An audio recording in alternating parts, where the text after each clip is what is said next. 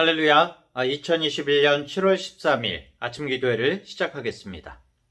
주님의 귀한 말씀을 통해서 오늘도 주님과 동행하면서 하루를 복되게 사시는 우리 모든 성도님들 되시기 바랍니다.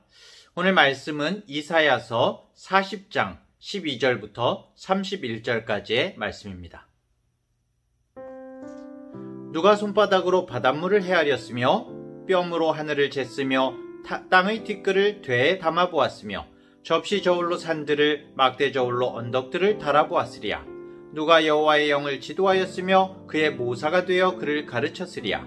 그가 누구와 더불어 의논하셨으며 누가 그를 교훈하였으며 그에게 정의의 길로 가르쳤으며 지식을 가르쳤으며 통달의 도를 보여주었느냐.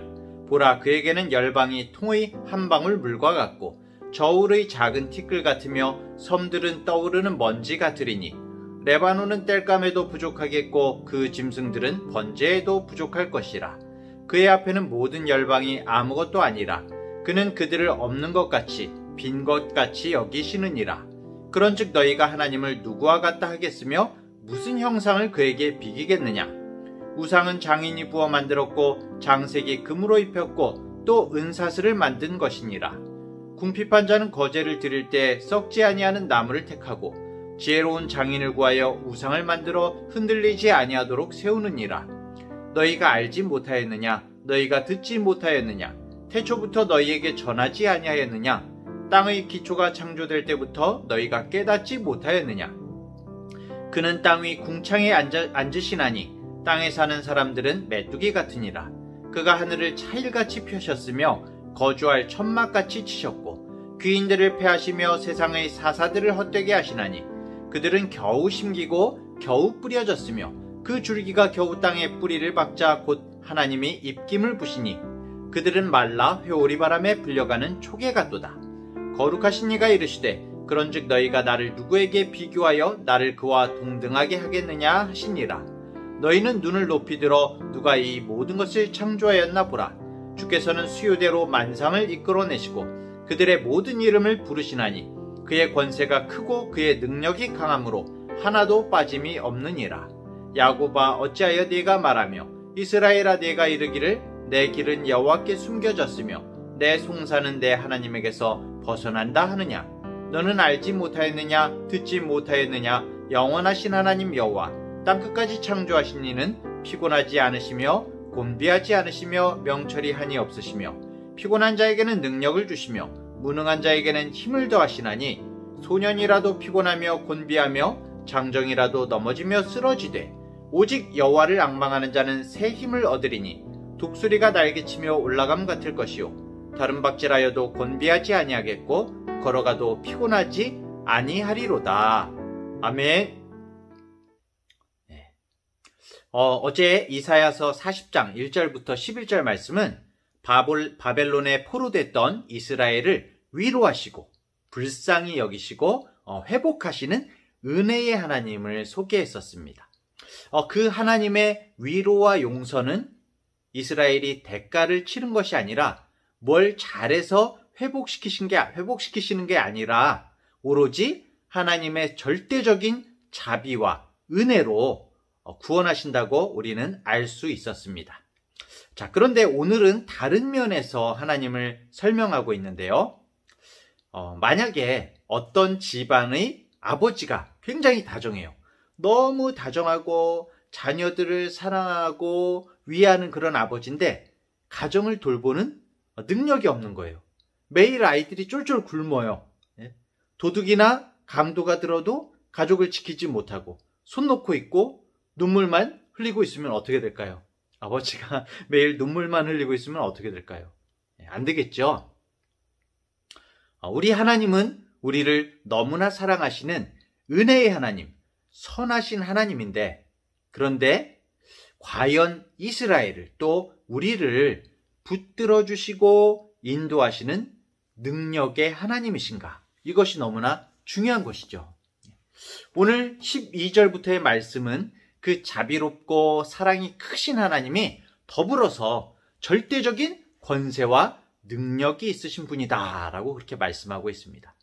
12절부터 14절을 보면은 이런 어투가 나와요. 누가 뭐뭇을 했느냐라고 이 반문하는 그런 표현을 사용하고 있는데요. 12절에 보면 누가 바닷물을 헤아렸으며 하늘을 뼘으로 지었으며 티끌을 되로 되어보았으며 산과 언덕을 저울로 달아보았느냐 이렇게 묻고 있고요. 또 13절에 누가 주의 영을 헤아릴 수 있겠으며 주의 조언자 모사가 되겠느냐 조언자가 되겠느냐라고 그렇게 묻고 있죠. 14절에는 하나님께서 누구와 의논하시겠는가? 누가 하나님께 지식을 가르쳐 드린다는 말입니까? 이렇게 묻고 있습니다. 이 모든 질문의 답이 뭘까요? 답은 똑같죠. 없다입니다. 없다. 하나님과 같으신 분이 없죠. 하나님은 스스로 권능이 충만하시고 전지전능하신 분이기 때문입니다. 이 세상에 하나님 같은 분이 없습니다. 하나님은 그 누구와도 비교할 수가 없는 분이죠. 어느 누구도 세상을 창조하신 전능하신 하나님을 부인할 수 없고 무한하신 하나님의 생각과 계획을 사실 우리 유한한 인간의 생각으로는 감히 상상할 수조차 없는 것이죠. 그런데도 불구하고 죄악으로 인해서 인간이 죄악으로 인해서 하나님을 부인하는 이 세상은 사실은 세상 만물을 보면 볼수록 그렇지 않습니까? 창조주 하나님의 솜씨를 알 수 있는데도 불구하고 그 손길을 깨달을 수 있는데도 불구하고 이 죄악된 인간은 애써 창조와 하나님의 존재를 무시하고 부인하고 있는 그런 모습들이 많이 있는 것이죠. 전 때때로 여기 앞에 예배당 로비 그 계단 위에 딱 있지 않습니까? 이렇게 서면은 바람이 싹 불어오잖아요. 그 적당한 온도의 바람이 싹 불어와서 이 살갗을 스치면은 야 어떻게 이렇게 아름답고 절묘하게 우리 사람에게 이렇게 최적의 세상을 만들어 주셨는지 감탄하지 않을 수가 없는 것입니다.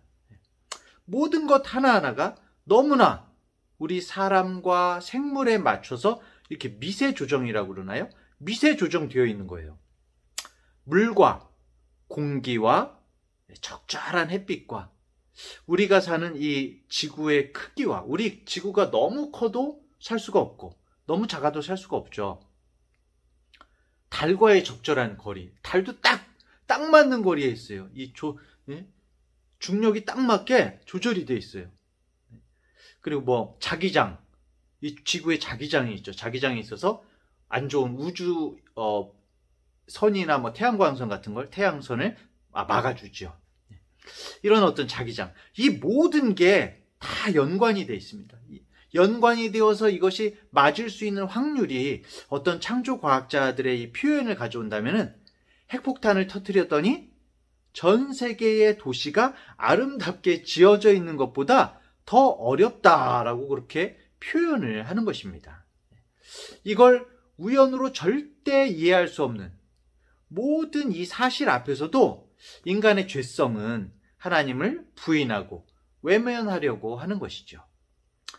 하나님 앞에서 사실 우리는 전능이라는 단어를 이해할 수가 없는 것입니다. 전능. 우리가 입에는 너무 쉽게 담죠. 전능하신 하나님 우리가 기도할 때도 너무 쉽게 말하지만은 그 범주를, 그 범위를, 그 크기를 우리는 감히 이해할 수가 없는 것이죠. 계속해서 15절에는 하나님 앞에 세계의 모든 나라가 한 방울 물과 같고 저울 위에 있는 티끌과 같다고 말하고 있습니다. 그래서 하나님 앞에 모든 나라가 열방이 있어도 없는 것과 같다라고 그렇게 설명을 하죠. 하나님 앞에서는 모든 세상의 권세가 없는 것과 같다라는 것은 비교할 대상이 아니라는 것이죠. 사실 비교라는 게 어느 정도 비슷해야 비교를 할 수가 있거든요. 근데 아무리 세상에서 힘이 강하다고 해도 지구를 들 수가 있습니까? 아무리 우리가 빠른 비행기를 탄다고 해도 우주의 끝에 가볼 수가 있습니까? 뉴 호라이즌이라는 그 우주 탐사선을 2006년에 1월에 이제 발사를 했다고 합니다. 이게 거의 10년 다 돼서 2015년에 겨우 명왕성 근처를 지나갔대요. 이게 1초 그러면은 14km를 간답니다. 대단하죠? 1초 그럼 벌써 14km를 갔어요. 인간이 지금까지 보낸 그 탐사선 중에서 제일 빠르다고 그러더라고요. 그런데 물론 이 지구에서 명왕성까지 거리가 엄청난 거리지만은 사실 빛의 속도로는 하루도 걸리지 않는다고 합니다. 그런데 우주에서 빛이 1년을 가는 거리가 일광년이잖아요. 와, 이 넓은 우주에서 거리 단위를 우리가 이제 뭐 책이나 그런 걸 보면 보통 몇 억 광년이에요. 와, 너무 멀리 떨어져 있어서 그 갭이 너무 멀리 떨어져 있어서 제 머리로는 도저히 이 생각이 안 되는 겁니다.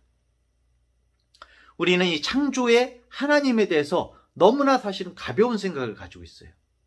뭐 사람들 간의 말로 저 사람 신기에 있다. 메시가 축구에 신기에 있다. 저 사람 신급이다. 이렇게 축해 세워주지만은 참 말도 안 되는 가소로운 얘기죠. 하나님은 우리가 정말 이렇게 쉽게 얘기하는 하나님은 우리가 예상하고 상상하는 모든 것을 뛰어넘는 그런 분이 하나님이신 것입니다. 그 하나님이 우리에게 계시를 주신 것이죠. 이런 광대하신 창조의 하나님 앞에서 이 세상과 권세들이 도대체 어떤 의미가 있을까요? 유다 백성들은 바벨론 제국을 어마어마한 대제국으로 여겼겠지만은 하나님께서 보시기에는 그저 통에서 떨어지는 물 한 방울. 이것도 너무 크게 봐주신 거죠. 너무 이제 크게 말씀해 주신 거예요. 저울에 붙은 먼지와 같다. 이렇게 말씀하시는 겁니다. 자, 19절에는 장인이 만든 어떤 우상 이야기가 나오는데 그 형상과 하나님을 어떻게 감히 비길 수가 있겠는가 하는 그런 말씀이 나옵니다. 사실 세상의 많은 종교들 그리고 이단들 가운데 형상을 만들고 또 특정한 교주를 세워서 막 하나님이라고 말을 합니다. 참 자신만의 그 하나님을 만들어 놓고 자신들의 하나님을 전하기 위해서 참 열심히 노력을 하죠. 기가 막힌 모습입니다. 비교도 안 되는 그런 기가 막힌 모습인데, 그런데 반대로 보면은 정작 우리들의 모습은 어떤가? 그 어떤 우상들과 비교조차 할 수 없는 그 광대하신 하나님을 아버지라고 부르는 우리들의 삶은 어떤가? 라고 한번 돌아보게 되는 것입니다. 오히려 그런 하나님을, 그 크신 하나님을 믿고 있으면서도 아버지라고 부르면서도 세상에 타협하고 눈을 감아버리고 현실에 안주하는 우리들의 모습들. 우상에게 세상의 돈과 명예와 세상의 보암직하고 먹음직한 것들을 우상으로 삼아서 정말 그렇게 유혹에 당하는 우리 모습들을 돌아볼 때 너무나 안타까움을 느끼게 되는 것입니다. 자, 25, 26절을 볼까요? 거룩하신 이가 이르시되 그런즉 너희가 나를 누구에게 비교하여 나를 그와 동등하게 하겠느냐 하시니 너희는 눈을 높이 들어 누가 이 모든 것을 창조하였나 보라. 주께서 수요대로 만상을 이끌어내시고 그들의 모든 이름을 부르시나니 그의 권세가 크고 그의 능력이 강함으로 하나도 빠짐이 없느니라.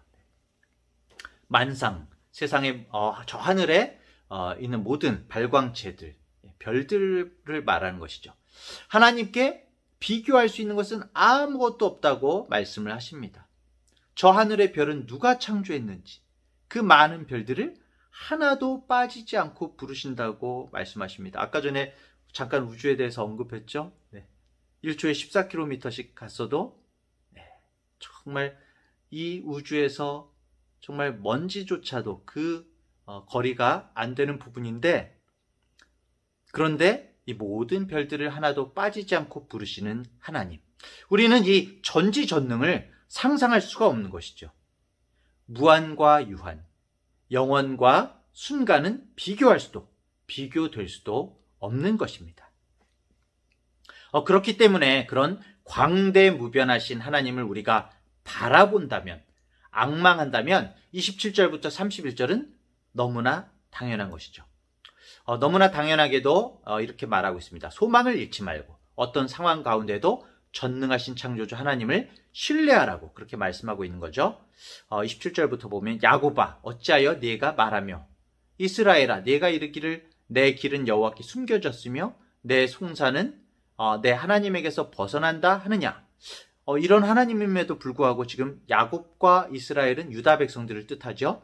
유다 백성들이 막 한맺힌 기도를 드릴 때 하나님께서 듣지 않으셨다고 지금 불평을 하고 있는 것입니다. 그러자 하나님께서 말씀하시죠. 28절부터 31절까지 너는 알지 못하였느냐? 듣지 못하였느냐? 영원하신 하나님 여호와 땅 끝까지 창조하신 이는 피곤하지 않으시며 곤비하지 않으시며 명철이 한이 없으시며 피곤한 자에게 능력을 주시며 무능한 자에게 힘을 더하시나니 소년이라도 피곤하며 곤비하며 장정이라도 넘어지며 쓰러지되 오직 오늘 포인트인 것 같습니다. 여호와를 앙망하는 자는 새 힘을 얻으리니 독수리가 날개치며 올라감 같을 것이요 다른 박제라여도 곤비하지 아니하겠고 걸어가도 피곤하지 아니하리로다. 아멘. 하나님께서는 절대적인 능력의 하나님이십니다. 하나님께서는 피곤한 자에게 능력을 주실 수도 있고 무능한 자에게는 힘도 주실 수가 있습니다. 문제는 우리들이 하나님을 얼마나 크신 하나님으로 보는가, 하나님을 신뢰하며 하나님을 얼마나 앙망하는가라는 것입니다. 이스라엘은 하나님을 앙망하지 않았던 것입니다. 하나님을 앙망한다는 것은 하나님을 바라보고 하나님을 기다리고 하나님께 소망을 두고 하나님을 사랑하는 것입니다. 사랑하는 중앙대학교회의 성도 여러분, 하나님은 우리 하나님의 자녀들을 결코 버리지 않으십니다. 그 예가 이 성경의 이스라엘이고 또 지금 우리들입니다. 우리가 하나님을 바라보고 하나님을 기다리고 하나님께 소망을 두고 하나님의 말씀을 듣고 그 말씀을 지키고 정말 하나님을 앙망한다면 내 백성을 위로하라 라는 하나님의 음성을 우리가 듣게 될 것입니다. 하나님은 정말 당신께서 창조하신 피조물을 하나도 잊지 않으시고 그 사정을 모두 아시는 전지전능하신 분이십니다. 오늘도 우리 모두가 정말 우리의 불평과 걱정과 불안을 내려놓고 하나님을 바라보는 복된 성도님들 되시기를 축복합니다. 우리는 하나님을 앙망할 때 새 힘을 얻게 됩니다. 독수리가 됩니다. 기도하겠습니다. 하나님 아버지, 크신 하나님을 바라보지 못하고 전능하신 주님을 이해하지 못하고 하나님 앞에서 불평과 낙담과 걱정 가운데 살고 있는 우리 자신을 돌아보게 됩니다. 유한한 우리의 짧은 생각으로 무한하신 하나님을 판단하고 하나님을 나만의 하나님으로 우상화했습니다. 광대하신 창조의 하나님께서 정말 먼지 같은 우리들을 사랑하시고 피 흘리시고 위로하시는 그 생명의 사랑, 그 거룩한 비밀을 우리에게 허락하셨음을 감사합니다.